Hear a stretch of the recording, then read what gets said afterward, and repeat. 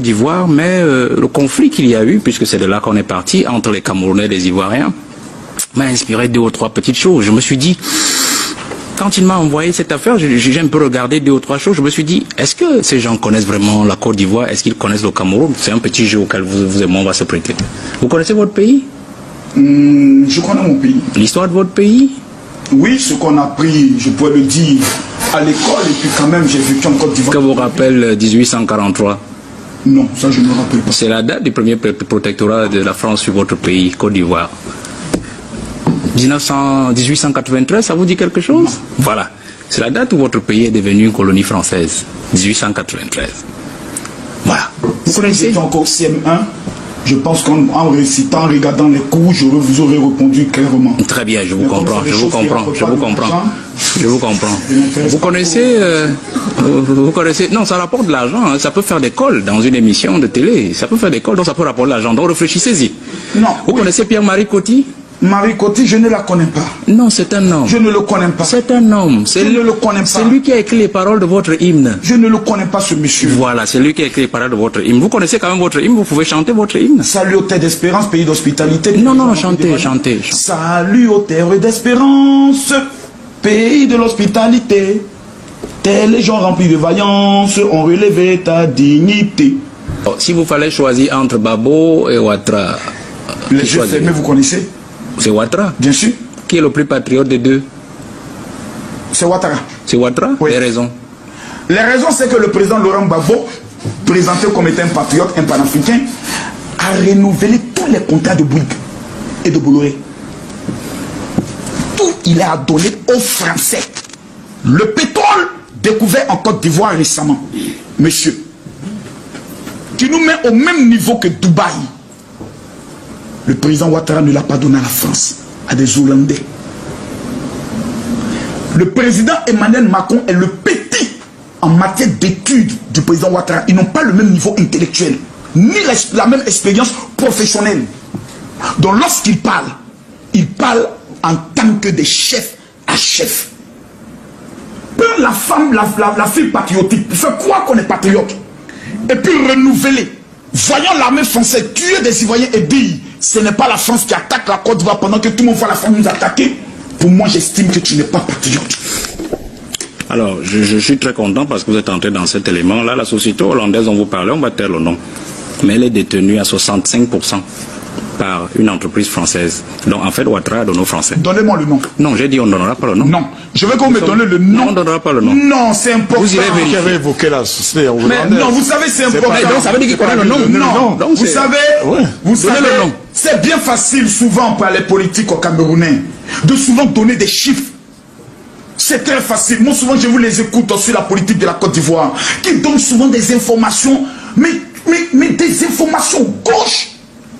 Vous dites que la société hollandaise appartient à 65%, mais vous donnez, vous donnez une référence. Non, donnez l'entreprise et on pourra se référer. Monsieur, moi je donne le nom du pays. Vous me dites que vous connaissez l'entreprise. Le pays, c'est pas une entreprise. Certainement. Je n'ai pas le nom de cette entreprise. Voilà, allons continuons.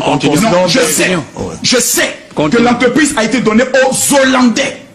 Voici le terme. On ne donne pas un pays, on donne une entreprise à multinationale. Le terme a été donné. Maintenant, vous donnez une information. Elle est détenue à 65%. Mais c'est à vous maintenant de prouver. Je peux même encore vous ramener même encore une entreprise au Cameroun, une entreprise de droit camerounais, mais détenue par des Ivoiriens. C'est possible. C'est techniquement possible. Oui. Pour ça, je ne disconviens pas. Mais lorsque vous dites qu'elle est détenue par des Ivoiriens, vous en apportez premièrement quoi? Le conseil d'administration. La fiche peut être disponible, mais vous n'êtes pas venu avec la fiche technique de cette entreprise. On peut continuer. On peut continuer. Vous avez terminé? J'ai fini. Très bien. On peut m'aller au niveau du cacao. Qui gère le cacao ivoirien? Du moins, import, export du cacao ivoirien. Il existe plusieurs sociétés en Côte d'Ivoire qui sont dans l'exportation. Je connais des jeunes maliens qui sont dans l'exportation du café cacao, mais nous savons tous que la majorité des exportations sont détenues par les Français. Et ça ne nous gêne pas du tout. Ça ne vous gêne pas du tout? Non, pas moi. Parce que lorsqu'un portable vient de la France et de la Chine, vous choisissez le portable qui vient de la France. Pourquoi? Qualité. Encore même que les portables ne sont pas fabriqués toujours là-bas, c'est en Asie. Oui, monsieur, mais vous connaissez la rigueur de la qualité de l'Union. En fait, je venais de vous donner une autre réponse à notre affaire de Hollande. C'est-à-dire qu'on croit toujours que ça vient de quelque part, mais ça vient d'ailleurs. Parce que même le portable que vous avez, tout est fabriqué en Asie. On vient juste monter et taper le logo sur le téléphone en Angleterre. Vous convenez avec moi que lorsque on s'est compris. Non, on s'est compris, monsieur Makos. Vous n'allez pas remettre en cause la qualité des produits de la France, s'il vous plaît. On s'est compris. Vous êtes français? Je ne suis pas français, mais j'aime la France. Vous aimez la France? Oui, monsieur. Bon, moi j'aime prendre un petit café sur les Champs-Élysées. Très bien, très bien. Mais là, oui, mais là, nous parlons du commerce et des produits. Donc, je vous le dis, au niveau du commerce. Donc, si vous ouvrez la batterie de votre téléphone, vous allez voir le Made in qui est posé dessus. Par exemple, je prends simplement la batterie de votre téléphone. J'ai déjà eu affaire à des iPhones. On s'est compris, non? Monsieur, on s'est compris. Qui viennent de la Chine et qui viennent de la France. On s'est déjà compris. La meilleure qualité, mon frère, vient de l'Union européenne. On s'est compris. Maintenant, revenons sur le cacao. Le café et le cacao de la Côte d'Ivoire, nous sommes les premiers producteurs au niveau du monde dans le domaine du cacao. Nous sommes aujourd'hui la 10e puissance économique de l'Afrique. 2 pas derrière le Ghana. 10e puissance économique de l'Afrique grâce au président Ouattara. Le cacao est seul tenu aujourd'hui dans l'exportation par la majorité des Français. Oui, ce débat-là, tout le monde le sait. Nous prions Dieu que les accords politiques et les futurs présidents qui reviendront dans la nouvelle génération que vous souhaitez tant puissent changer beaucoup de choses. Mais pour l'instant, je vais dans votre sens, oui, à majorité. Avançons, mais au passage, la Côte d'Ivoire ne figure pas parmi les 10 pays les plus développés d'Afrique. Donc vous voulez dire 10e puissance, je ne sais pas ce que ça veut dire. Monsieur, on parle sur le plan économique, on parle sur le plan développement. S'il vous plaît. Non, attendez, on parle en termes d'économie. On parle justement en termes économiques. Attendez. Non, attendez, monsieur. Monsieur Makos, vous voulez remettre en cause je vous redonne la parole. Ce n'est pas une affaire de Côte d'Ivoire ou de Noir. Aucun pays d'Afrique noire subsaharienne ne figure parmi les 10 puissances économiques africaines. C'est ce que je voulais simplement vous dire, puisque vous venez de le dire tout à l'heure. C'est sûr et c'est connu. Alors pas vous, pas nous. Monsieur Makosso, nous parlons... Qu'est-ce que vous êtes en train de faire? Donc vous voulez remettre en cause que le Nigeria n'est pas la première puissance économique de l'Afrique? On ne parle pas du Nigeria, on parle juste de vous. Mais qu'est-ce que vous nous racontez? On fait le classement, Nigeria premier, Côte d'Ivoire 10e. Donc vous dites que c'est inventé? Je dis que aucun pays d'Afrique noire subsaharienne francophone ne figure parmi les 10 pays subsahariennes francophones. Aucun pays. Monsieur qui sait francophone. Non francophone, c'est de ça que je parle. Ce qu'il dit est faux. Alors, monsieur, permettez-moi de vous dire alors de me faire le classement des 10 pays. Ouais, je ne suis pas venu pour ça, monsieur Makosso. Donc vous ne connaissez aucun pays d'Afrique noire subsaharienne francophone ne figure parmi les 10 puissances économiques africaines. On progresse, ce n'est même pas que... Nous allons regarder un indice. Oui, regardez l'indice. Vraiment, regardez. C'est pas le classement est là, oui. Avançons. Alors, je vous apporte la preuve. Alors, Echo, je vais parler de la monnaie. Que pensez-vous du traitement que M. Ouattara a fait de la monnaie ouest-africaine? Monsieur, laissez M. Tongue faire ce travail. Vous êtes en train de parler exactement du franc CFA, qui est utilisé au Cameroun, comme qui est utilisé au niveau de la Côte d'Ivoire. Avec quelques différences. Avec quelques différences. J'en conviens. Je vous en concède. Quel Africain sensé, normal, de notre génération, serait d'accord de savoir que notre monnaie est fabriquée en France? Aucune personne. Sur le plan du CFA, ma position elle est catégorique.